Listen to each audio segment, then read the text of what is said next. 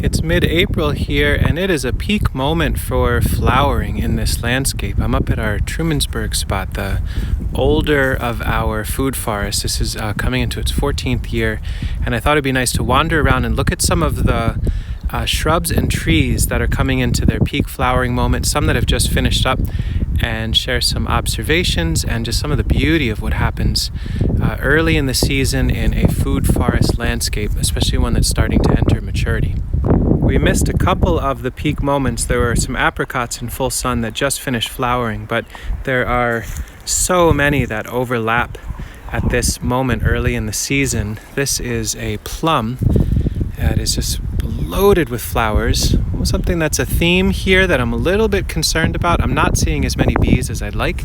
This landscape hasn't had as many mason bee hotels added in the last many years, and I would do well to add them. I'm a little surprised to see how few pollinators there are bopping around, but they are there if I relax my eyes and wait.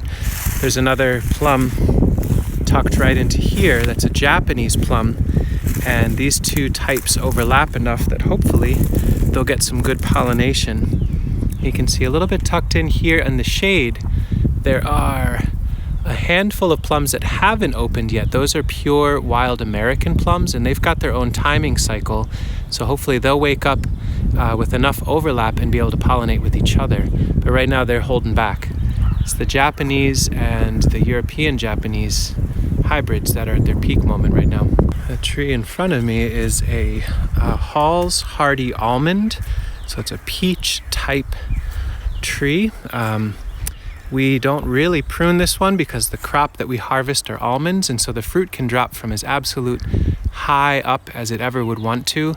On a good year, we've had hundreds of fruits form on this. They're like little rock hard peaches, and then they drop to the ground and they split open, and inside is a large pit that you can crack, and there's a decent quality bitter but still flavorful fresh almond in there. So theoretically every single one of those flowers can become an almond. And what a beautiful tree, my God. It's interesting how upright and timbery the form is of this. And I know theoretically I should be doing open vase and keeping them low for peach type plants. That generally is the move. But I love the idea of this just going right up to the sky, and to see how tall it'll want to get. This is a Siberian peach. This one is particularly happy and healthy here. Really gorgeous blooms, very, very showy, large, healthy blooms. And it seems like they're coming in waves, which is a good adaptation. These would be pollinated ASAP, or right now. These are a few days behind, and so if there happened to be a frost, we might lose these, but there might be an opportunity for some other ones to pop. And this peach is now starting to come into its peak age. My fingers are crossed we don't get any deep frost. It doesn't look like anything's likely for the next little while. It's a self-fruitful shrub peach that makes a small fruit that ripens at fall equinox in our area. Really, really special, and I'm hoping to have just so many seeds from this year to grow out again for next year's nursery offerings. And it's interesting to pick up the note of microclimate and how much influence it has. Here, the Siberian peach, it's not as though they're in an open orchard context, but they're looking out to the south. They get a fair bit of morning light and a good deal of midday light, some shade in the afternoon, and so they're waking up at a very decent clip. But just about 25 or 30 feet to the north and west is another peach in here. That's this stem in here. This could have done well to have been pruned more, but whatever. This is definitely further behind. I think it's just accumulated a lot less warmth from the sun. There's been a lot less direct sunlight on them, and so they're waking up, but in a more subtle and slow way. They're just barely starting to open up here. And there's something about that I think has very deep value. If you've got some space in your landscape and you're concerned about losing fruit to frosts or other things, what does it look like to have the same type of plant in a number of different microclimates, just to really spread out the likelihood of one of them, or ideally all of them, but at least a few of them, being happy with whatever the season brings. This one would be a little bit more protected from a cold snap out of nowhere than the ones that are fully open already. Another good example of that idea of microclimate and the variations there, you can see this multi-stemmed, very large trunk. This is an apricot, a Brianna apricot, goes right up to the sky. Its pollinating partner is that friend over there, and they get first light full on. The maple to the south of them has not leafed out much at all. And my mom was saying it was about 3 days ago, they were at their peak flower. All the petals there, they rained down. So whatever pollination was going to happen has happened. This flowering set has come and gone.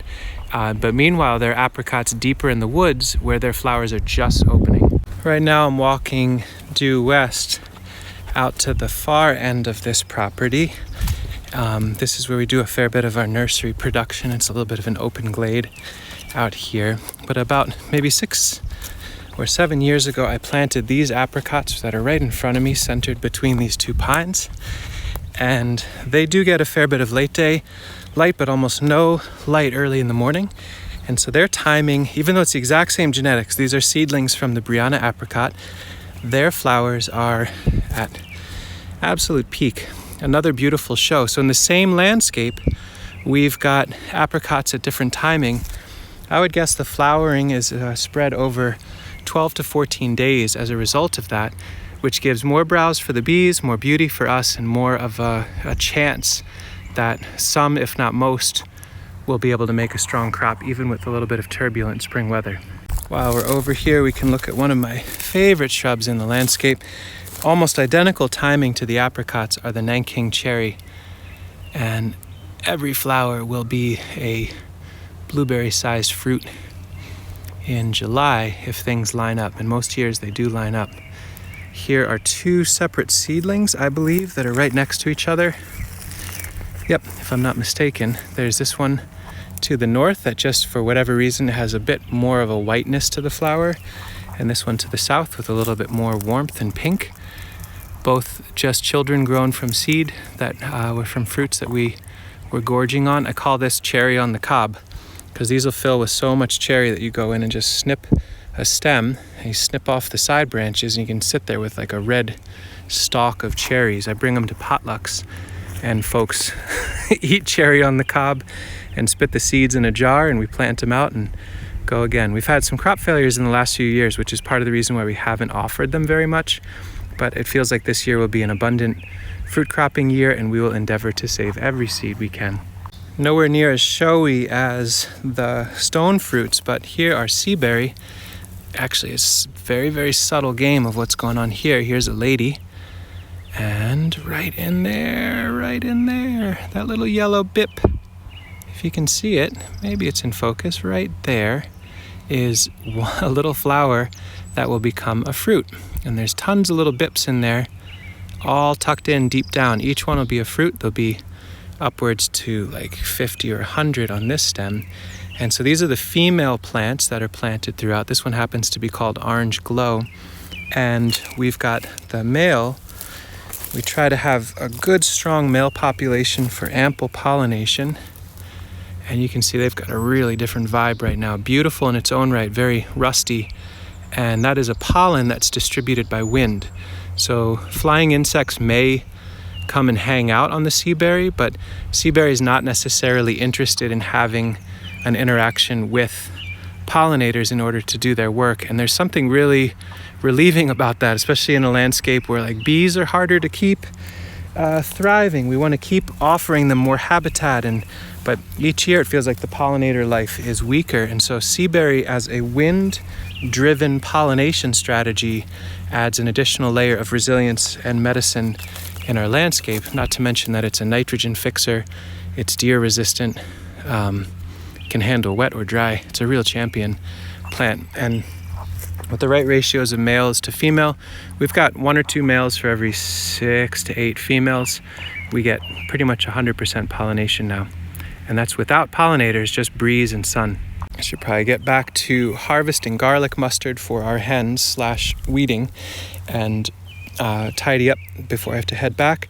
I just thought it'd be neat to show some highlights of who's actively flowering now. The next wave will be the ribes and rubus, just starting to open with their tiny little gentle flowers. These are young Kervertet's red currants. They every year seem to put on a strong crop.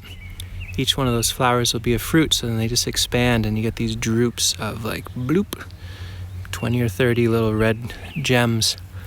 But they're on their way. It's fun. Some of the flowers are extremely showy, really put it on. I mean, the almonds are ridiculous. The apricots are gorgeous. Nanking Cherry, and that's all happening at a similar time. Really exciting for the pollinators, if whoever is here. But the idea of these subtle flowers of little red currants tucked in out of the way, and the sea berry that could care less if we're looking at them. They just are doing their work with the wind. Pretty rad to have all these different pathways that these plants reproduce and provide abundance. Thanks for watching this video about different stuff flowering in the spring. Hopefully it's exciting to some of you. Let me know if you have some questions or feedback or different observations in your landscapes. What sort of plants are just blowing up right now with gorgeous flowers and the promise of a hopeful, delicious, medicine-rich future. It's just starting to actually snow Nanking cherry petals. It's a nice time of year. And we haven't even gotten to apples and pears, the main stuff that people are used to. It feels like the minor fruits are the ones that take off first, and then the standard orchard stuff happens a little bit later. But it's all delicious to me, and hopefully to you. Take care.